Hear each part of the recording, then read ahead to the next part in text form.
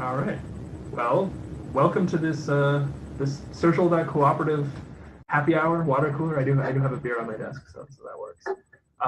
But I'm Matt Cropp, and today the sort of reason for the call is to have a chat with Michaela Fisher, who's been around the world visiting co-ops and learning about cooperativism and in a variety of cultures. And really, I'm eager to hear some stories tonight.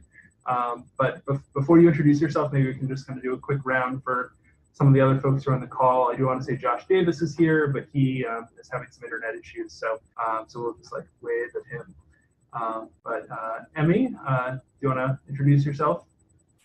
Sure. My name's Emi, and I started at Agricultural Cooperative back in Vancouver. It's now disbanded. I'm now studying cooperatives in Tokyo at Tokyo University of Agriculture, and I'm trying to be active on Social.Coop. And Matt? Other Matt?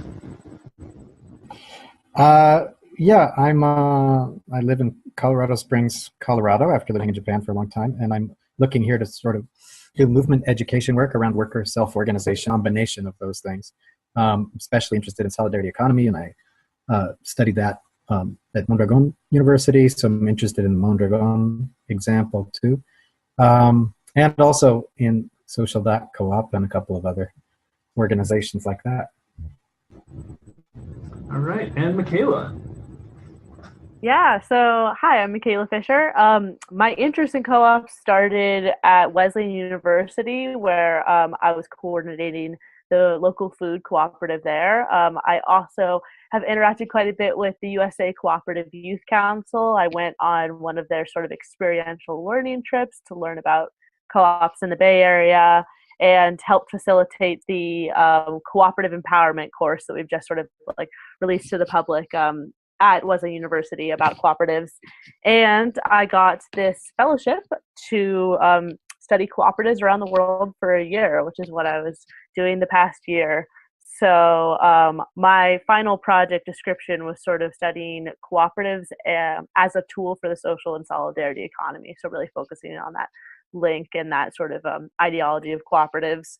And I went to 7 different countries, and I have a whole spiel and slideshow about it that we'll get to. Great. Well, do you want to, before getting into sort of the nitty gritty, do you want to give us kind of the quick sort of timeline narrative of where you were and what sorts of organizations you interacted with, and any key highlights or stories that you'd want to share that kind of give a flavor of the experience? Sure. So I've got a whole sort of slideshow. Do we want to go through that now, or do you want to give a faster summary? I can give a faster summary about where I went. Oh, maybe just give a quick overview, and then we'll dive into slides. Sure. So I went to Spain, Argentina, Brazil, Mexico, South Korea, Japan, and Canada. So I jumped around a lot. I would go into each country and meet, first of all, just with worker cooperatives. My focus was definitely worker cooperatives. Meet with worker cooperatives that seem to be sort of big or influential in the community, talk to them about their best practices, sort of try to gather information and a list of best practices for the future when I hopefully start a worker cooperative. But also looking at these sort of cooperative ecosystems. So what are the institutions in these countries or in these communities that are really bolstering their cooperative economy? Because I decided on this itinerary after, it was a very winding path, but they were all places that people said, you have to go check out Argentina. They had this sort of reputation for having a big cooperative economy, and I wanted to see what gave them that reputation, if it's legit, what's happening in these countries. Cool. So let's dig into your slides. Yeah. Okay. So I have to share my screen. How do I do that? Write down the. Share screen. Easy. Here we go. Okay. So, is that working? Great. Okay. So, I'm going to give a brief summary of some of the things I learned. I'm going to try to keep it brief. It's difficult to sort of sum it all up because, I went a lot of places and it took a whole year. But I'm going to try to pull out some themes that kept coming up in each country for me. So I'm splitting up Spain into Basque Country and Catalonia because they felt very different. So I started my journey in Basque Country to see the famous Mondragon. It's like the international co-op that everyone hears about when they're first learning about co-ops. So it's the thing that people hear about, but I also met with the BASQUE Federation, and they wanted to make it clear that there's much more to BASQUE cooperatives than just Mondragon. They have more than 1,000 co-ops in Basque Country that employ 52,000 workers. So it's a really strong movement with these really good sort of like local roots. But Mondragon itself is a really interesting case study and something that I think deserves a lot of attention. But as it really is rooted in what work means for Basque people. So something that I thought were interesting was that my guide sort of explained to me that they see cooperatives as a solution between the problem of capital and workers rather than bosses and workers. So there are still bosses at Mondragon. They have levels of management. And, management problems, although they have a social council that are, just workers and voted by workers, there can still be management issues. They also talk about sort of they're not an ideological cooperative. It's this huge group of cooperatives, and they're not really pushing this ideology. They tried to explain that it was founded in the 60s, but society has changed, and it's become a lot more pragmatic, and they've kind of changed in that way as well. So although I think they're doing something incredible, and I always say I'd rather have a Mondragon than a Foxconn factory, hands down. But that doesn't necessarily mean that it's the co-op model to look at for everyone. Something else I saw in Basque Country was Mondragon Team Academy and Lane, which is a leadership, entrepreneurship, and innovation program. Matt knows a lot about this, but it came out of Mondragon University in 2009, and it's a bachelor's program for BASQUE campus in Bilbao in Basque Country. You can see Tangram's the name of one of their social businesses that they started. So I think it was a really innovative model for education, and I've met really excited students, but they don't really have a big focus on the social and solidarity economy. They have these students that were sort of living out the cooperative model, and they talk a lot about team learning being the priority, and using business to create a better society, but they're not really trying to create an alternative economy in the same way. Catalonia. So I was in Barcelona for 2 months. I was incredibly impressed by Barcelona. It's got an incredibly strong solidarity economy. So they've got these cool neighborhood projects. This is a bookstore in Sants. It's a neighborhood, a sort of more working class neighborhood in Barcelona. You could look up Sants.coop is a cool neighborhood project. They sort of focus on collective sustainability. So it's a cooperation among cooperatives is really big there and really active, and sort of alternative economy that centers people. Another organization that really impressed me in Barcelona was XES. It's the Xarxa de Economia Solidària, which is in Catalan.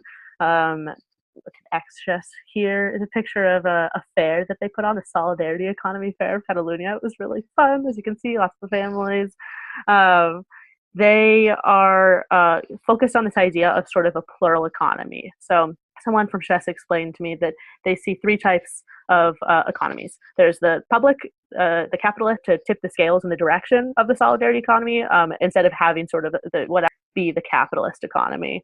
So I thought that was kind of pragmatic, but still really like powerful in trying to build this cohesive movement. And the next big thing is the Barcelona government.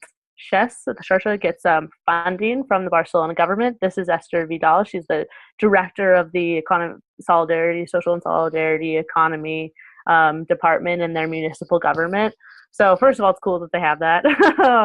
And their funding is really impressive. I wanted to show, well, I'm not sure if I can actually show it the way I'm sharing my screen, but if you go onto their website, they've got stuff written in English if you don't speak Catalan or Spanish, and you could look at what they're doing. And they have over $24 million in a 5-year period dedicated to these social and solidarity economy sort of organizations. And when you think about the size of Barcelona, it's about 2 million people. It's just a really impressive investment. So I think we have a lot to learn from Barcelona's municipal government. Okay, so Argentina. Argentina has a very well-developed cooperative network, a whole host of federations and confederations, so they cannot keep straight. But the thing that stood out to me was the visibility and culture of cooperation.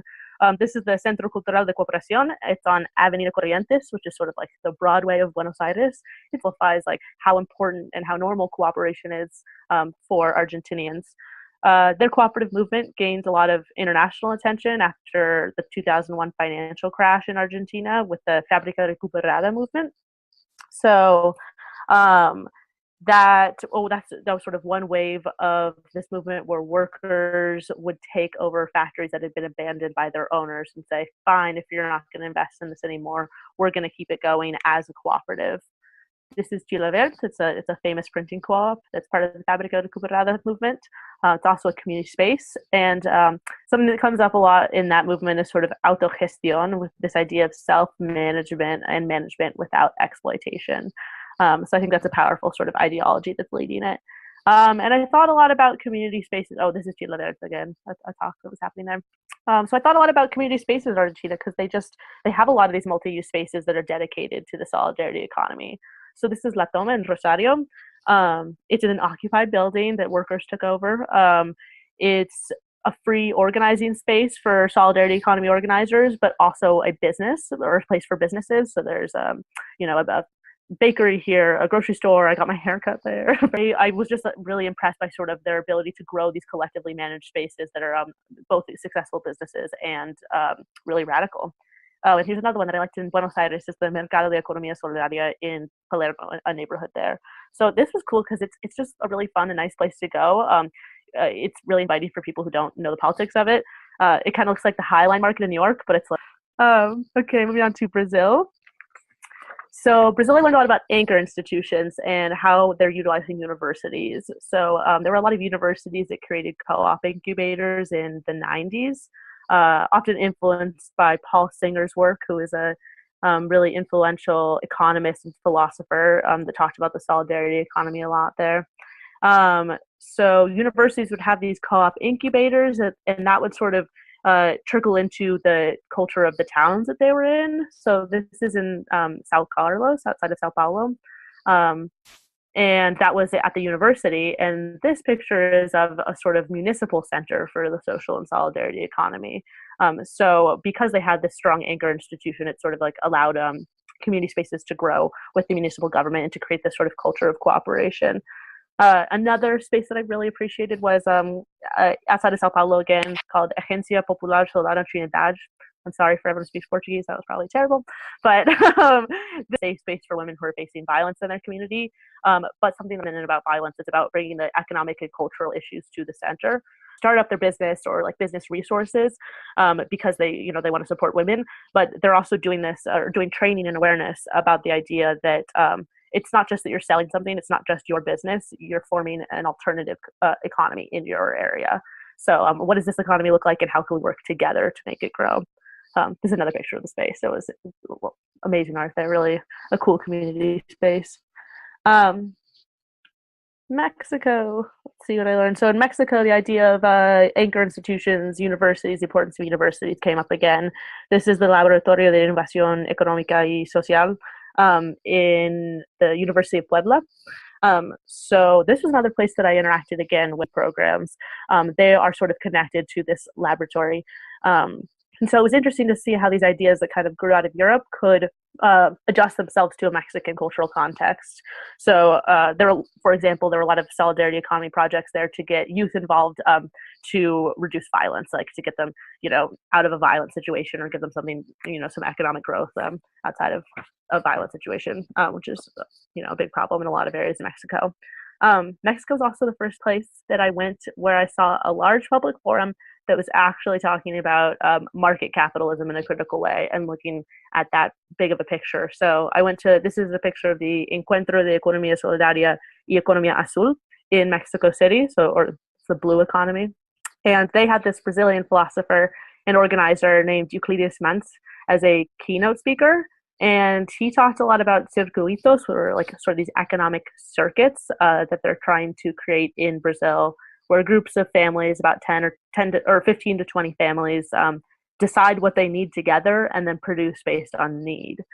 So that's sort of an idea that, gets thrown around a little bit, but I hadn't really seen it talked about openly in these public forums to like really sort of interrogate the way we're consuming and if we're actually consuming, if the consumption or the model of producing and then trying to sell that is the right model. So it got me thinking. It's definitely more out there, but interesting. And then finally in Mexico, I learned about Tostepan, which is this huge cooperative that doesn't seem to get a lot of English press, but it's like incredible. So I think it should. It's called Tosepan. It's a cooperative or a group of cooperatives really with 36,000 members. They're organized into 430 more local cooperatives. Are indigenous and 64% are women. They're really working, and they're sort of also not a social enterprise. We're not just trying to grow and make a profit. We're here to up members and grow at a slower rate than get employees for our co-ops.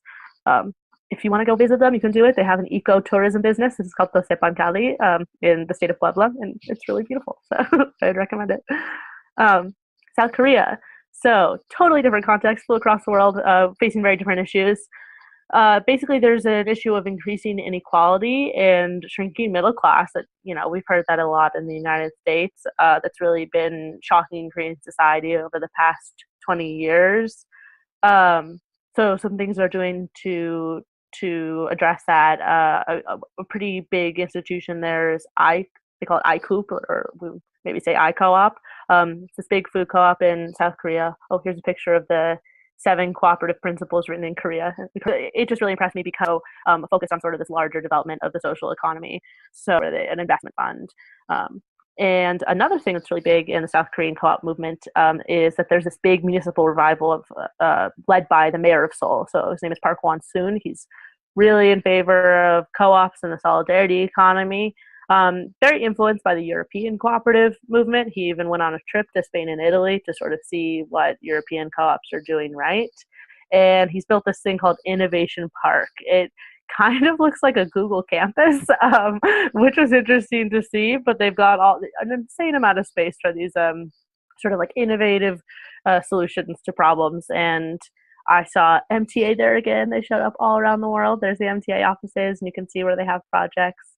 But what they also have is this big building called the Seoul Social Economy Center. It is it's big and beautiful. This is a coffee shop. I think a big lesson I took away from this is they're doing really smart packaging. They're sort of making these social economy movements look the way, like the tech movements look, look appealing, look like part of the future. And I think that's a good way to sort of sell to people who are not already involved. People from GSEF, which is the Global Social, is on public and private partnerships that I understood were real. So they have these sort of like anchor cities, which are Seoul, incidentally places that I went on this journey. So that'll come up again in Montreal. Japan, my second to last country. So it's silly that I'm giving this talk about Japan because we've got 2 people that know Japan so much better than I do on this panel, but I'll give my little summary of what I saw. So there are basically 2 strands of the worker co-op movement there. The first one is these worker collectives that grew out of the consumer co-op movement. And I think people in the US are more likely to have heard of this part. The Seikatsu consumer co-op is really huge and sort of this important base in Japan. And over 400 worker collectives have grown out of this. Here, as we're smiling because you know her, I'm sure. So these are, I think the worker cooperative or worker collectives were really impressive because they were really neighborhood and community participation in politics. So she explained to me in her neighborhood, 3 out of the 25 local council member political network. It's mostly women, housewives kind of, and it's mostly older women, which I'll get back to in a second. But they do have a really strong sort of democratic or collective as 10 to 20 members. I think that's a good size. The Japan workers, they are a very cool organization. They're also influenced, sort of building the laws for worker co-ops in Japan right now, which is difficult to do, but Harrison, because there's no laws on the books right now about Japan, which is that there's not that many young people that I saw involved in the movement. So I think that's something to keep in mind, sort of like the issue of like how movements work with generations and the interaction between generations and how important that is. Finally, I went to co-op scene is incredibly strong. There's a lot more in Canada, but it's a huge country, and that's where I focused. But there are more co-ops. Someone told me this. I hope it's true. There are more co-ops in Quebec than in all of the United States, and the population is minuscule compared to the US. So it's like, wow, okay, they're doing something right. And if you've ever been to Montreal, you'll see co-ops all over the place. It's very impressive. There are a lot of parallel support for the idea of building a social economy. This is a meeting space that they have in this huge building that's full of it's basically a hub for the social economy. Something important that I learned from them was that diversifying funding is necessary. If there's a change in government and a political change, you don't want to be left without funding. So they make sure that it's not all of their funding coming. Finally, I think they did a really good job with international networks. So they did exchange programs with Puebla, when I talked about in Mexico, with that organization in Mexico, and other G7 cities, helping them start incubators at universities. So I thought this sort of international mindset was important. Which brings me to my last point. Thank you for listening to this long rant. But basically, I think that in all these cities, they had a very visible, I forgot to show this last picture. There's another picture of a group in Montreal. But in all these cities, they had these sort of very visible networks that were working on the social and solidarity economy. And they were claiming to be part of that and claiming to be part of an international movement for the social and solidarity economy. And I think that has a lot of power and gives you a lot of room to grow and a lot of resources. And I sometimes see, and not really taking words and sort of shying away from that because it maybe sounds a little more radical, saying social and solidarity terms. And it's good to create a global movement in that way because we're living in a global economy. So that's my 2 cents. Yeah. Great. Thank you, Michaela. Yeah, thanks for listening. Maybe we want to do a little quick round of questions or reactions, and Josh, if you want to type something into the chat bar, we can see your question that way. But either Matt or Emi, do either of you have any questions or observations on your Japan experiences or other things along those lines?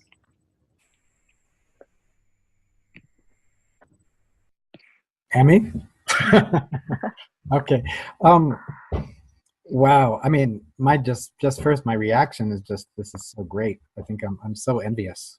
It's an incredible opportunity, and there's so many interesting things that kind of are part of that experience. Like even just the places that you went and how that experience unfolded is so interesting. Starting off like with Mondragon, which is in a way for co-ops very traditional kind of, the kind of old experience, classic experience, and then seeing all of these other experiences which are so, what's the word? Like so innovative, and so the whole thing is just really great. I wondered, I had a couple of questions. Like one question I had is, it seemed like, as I understand it, there's sort of 2 big things you were looking at the beginning, right? One was, like you said, worker co-ops. You're very focused on worker co-ops. And then in the course of your travels, you got really interested in solidarity economy and sort of social transformation frameworks. So I'm sort of curious about that transition in your focus. You mentioned the question of, do worker cooperatives make people happy? Like what the question of happiness and fulfillment, and happiness as as getting away from oppression and getting away from that kind of, I don't know what, gaining self-respect and gaining respect with others and all that, like a big image. So I'm wondering, I know that your understanding of that question also changed over time. So those are the 2 things I'm totally curious about. Yeah, so the first question, the sort of shift to the solidarity economy view, I think a lot of that was influenced by my time in Barcelona. I first sort of made the switch to, okay, I'm not just going to look at co-ops in general, I'm going to look at worker co-ops, because like, what am I really trying to do? I don't like the way work looks in the world today. I think it's exploitative most of the time. Like, this looks like a model that's better for that. So I sort of narrowed down, and then that narrowing down ended up meeting people that were trying to answer that question through a sort of more holistic view of like what a healthier economy looks like. And because Barcelona has, they have a government or like, that's really part of the culture there.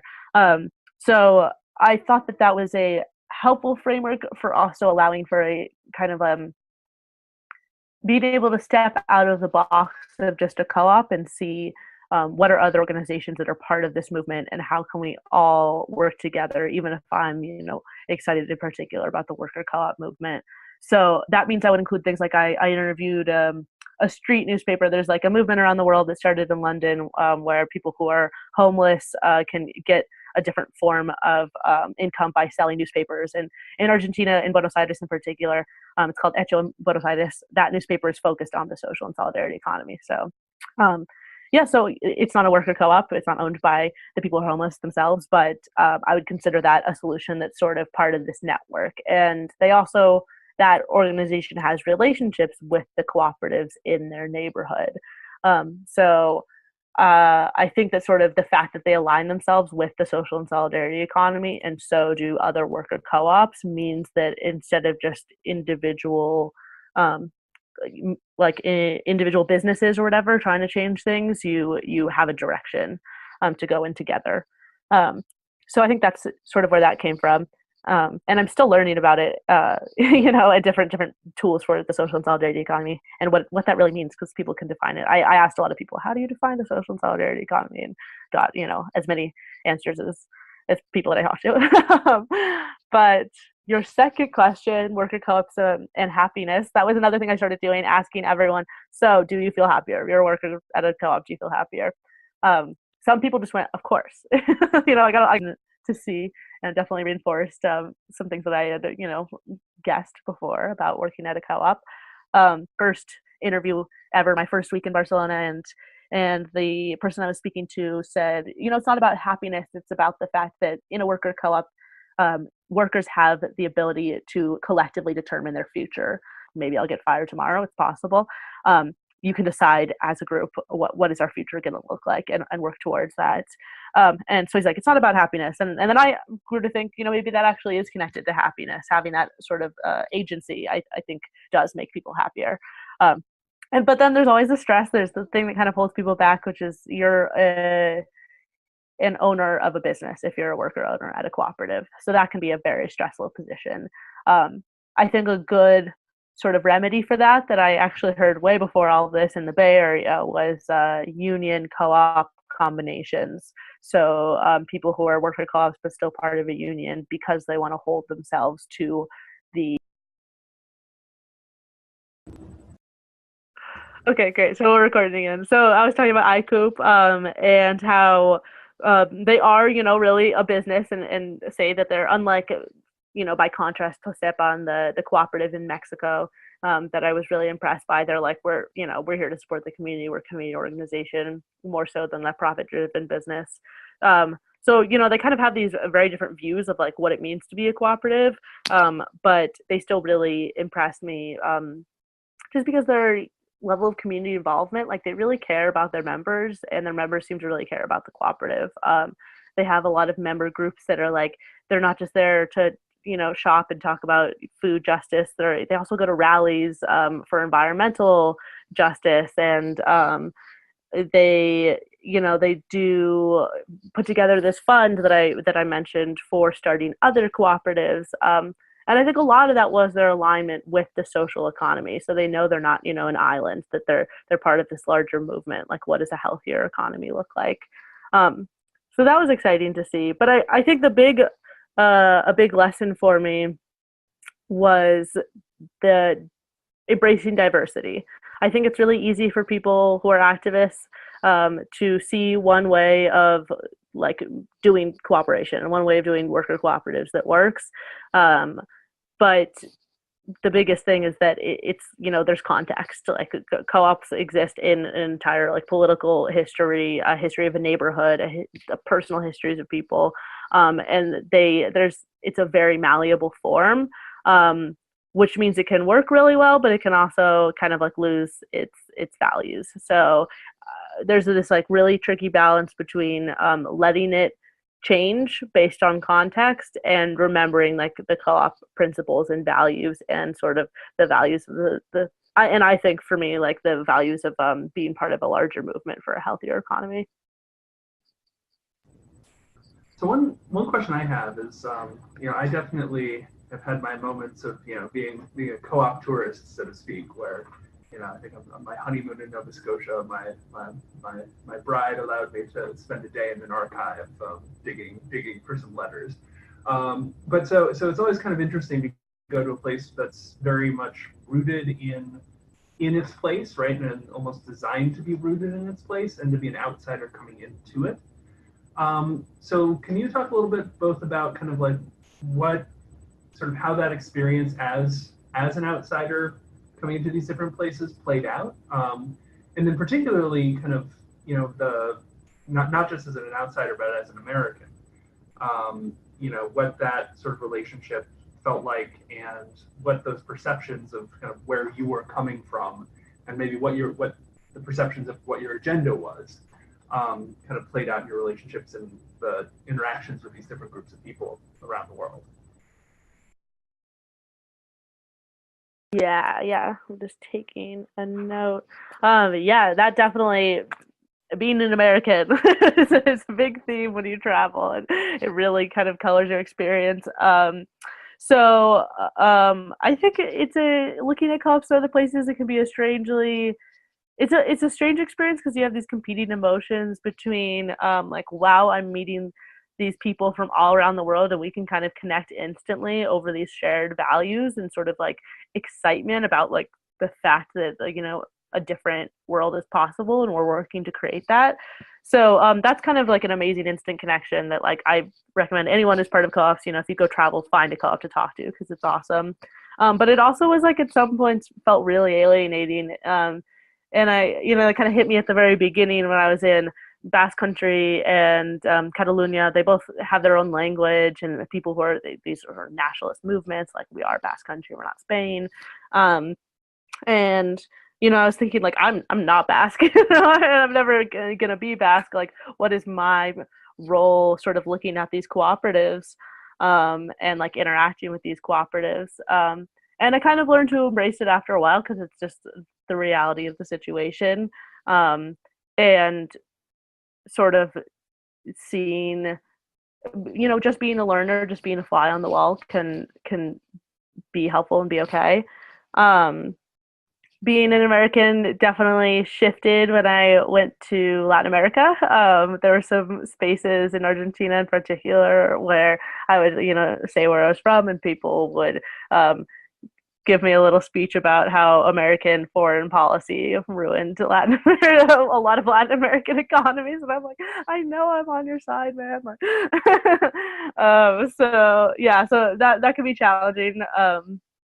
As an American, as an outsider, but it's also a really healthy perspective. Like, I think almost every American should spend some time in Latin America and listening to people say that, because, like, if we're thinking about, that's the other thing, like, thinking about our economy, if we're not connected to this, like, that's why, like, solidarity economy really matters to me, because it's like, look at what we did to Latin America, what our policies did, and what neoliberalism did to Latin America. Like, how could we form a movement that is supporting this sort of like international situation that we're in, where we're still exploiting Latin America all the time, and now exploiting places in Southeast Asia, and how can we think about our economy in a way that has that in mind? And the last thing, I sort of ended up understanding my place as an American with the word "glocal." I think it's kind of like, a silly little like catchphrase, but I actually think it's really meaningful. So the idea of thinking global and acting local. I saw all these people creating these like neighborhood level solutions that had this like broader vision, but they were really rooted in the neighborhood, and that those were working the best. People who really knew their neighborhood and took time to get to know a place. And that made me excited to come back to the US and hopefully, get to know a neighborhood in that way, and create solutions that are local in that way.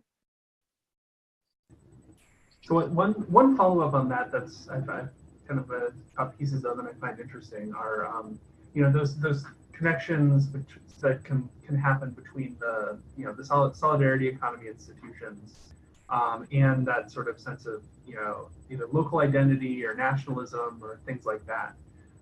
So the Mondragon connection to sort of Basque identity in Quebec. I live just south of the border in Vermont, and I have a friend who grew up as an English speaker in Montreal, and his family would like refuse to join the Desjardins Big Credit Union network because it was sort of seen as connected to the French Nationalist Project.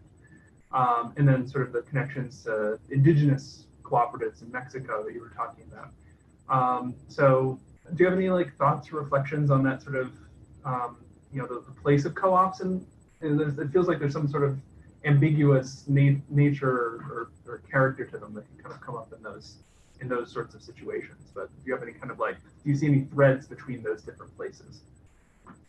Yeah, so you touched on something that I didn't say in my presentation, but was definitely a big theme throughout my year, which was I was in Barcelona during their in October during the independence election. I saw that whole independence movement, and then I started reading articles about independence movements in Quebec, and I was like, wow, I'm going to all these places with independence movements, and I was like, oh, that's probably not a coincidence, like the history of these co-op movements. I especially talked about this with people at the Chantier de Economie Solidaire, or no, Economie Sociale in Quebec.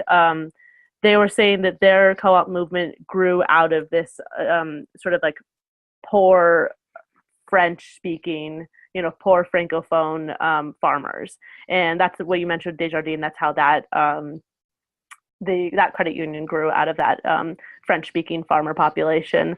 So, I mean, I think it, for me, just kind of showed that cooperatives are a reaction to being in a position in society where you don't have the resources. Resources are not handed to you by the wealthy and the powerful, so you have to find another way to address those issues. And all these people found that getting together and collective solutions was working better. And so they found collective financial institutions like credit unions. At Barcelona, there's this like amazing history of like labor unions and worker cooperatives getting together and fighting against Franco. So because they were Catalan speakers and trying to protect their like Catalan identity.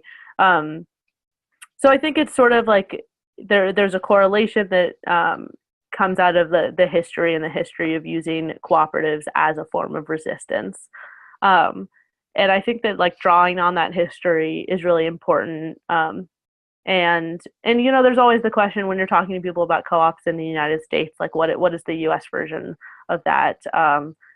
Like Collective Courage by Jessica Gordon Nemhart is a really good example of that. Like what co-ops can, some people have this misconception of co-ops as being like, all white food co-ops in like hippie towns, which there are those, but there's also this like really important history of like a Black American cooperation in the South when you're left without resources after the Civil War ends. And so I think remembering those histories and that co-ops are tied to that can be really important. Did that answer your question? Kind of moved around it. Yeah. Okay. We're coming up on the hour, but any final questions? Well, we should. Is Josh on Josh, with us? Maybe type something in. Yes. I think I actually got my tech problem sorted out. I'm assuming you can hear me now. I actually had one question for you that, Michaela, as you were talking, I couldn't catch all of what you were saying, unfortunately, but it sounded like a number of places you visited, there were anchor institutions you mentioned as being the universities as being a big part of the co-op movement. And I heard you mention that they were like acting as co-op incubators to some extent. When we think about anchor institutions and co-ops here in the US, we tend to talk about them as customers, clients for worker co-ops, more so than incubators. So I was just wondering if you could talk about that a little bit, how the co-ops and universities are operating in Latin America. Are they buying a whole lot of stuff from worker co-ops, or is it more about helping people start businesses? Yeah, so I actually had not, I see what you mean by anchor institutions as being the customers of co-ops, but in this sense, I was really talking about them as anchors to co-op development. So it is that they're spaces with people who have, university funds and time to work on looking at these solutions like a little more holistically and like looking at growing the social and solidarity economy and incubating cooperatives. And because they are also like research institutions, being able to put in the research for like what does our social and solidarity economy look like here, where are the holes, and like where do we need to help it grow, and how can we connect with universities around the world. Like universities have this benefit that they often, professors have connections in other countries, and So it's sort of a nice, I think, hub for international collaboration, a space for resources, for physical space, if you need to like a meeting space, like universities have a lot of that. And so I think all of that really made the universities helpful. Trying to think. Yeah, but it was they're mostly places to assess the social and solidarity economy and then find funding to help start new cooperatives. Yeah.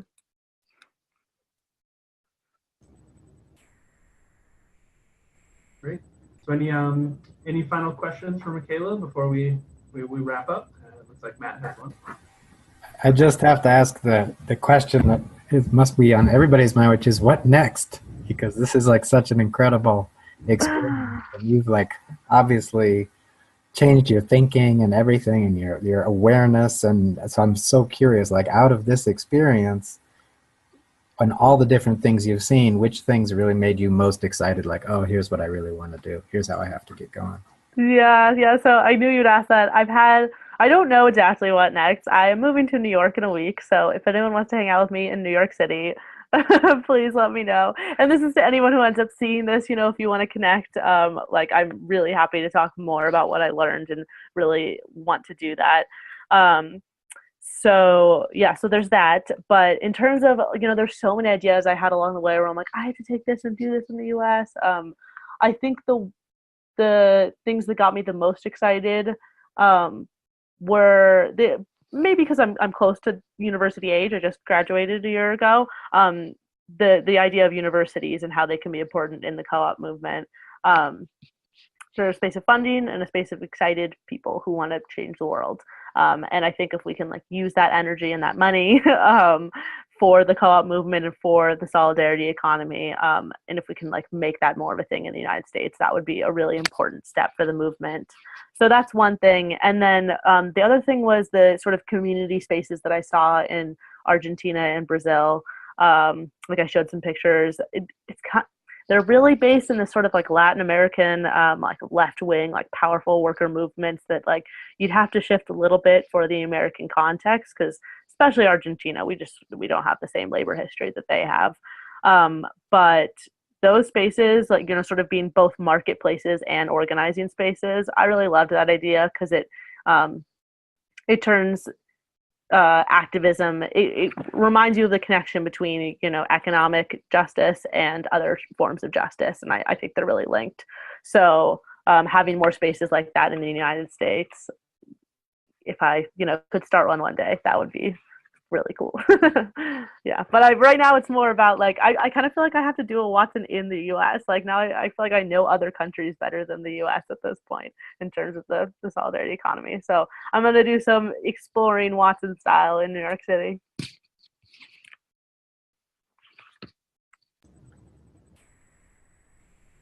Great. So yeah, this has been a fantastic conversation. Thank you for sharing all of this. I feel like I've learned a bunch, and I'm sure more people have questions. So, if you're seeing this, and shoot at Michaela on Mastodon, or are there other ways folks can find you? Yes. So I don't know what's the best way. Mastodon is a good one, but I think my name might be Mika on there. I have to look up what my actual name is on there.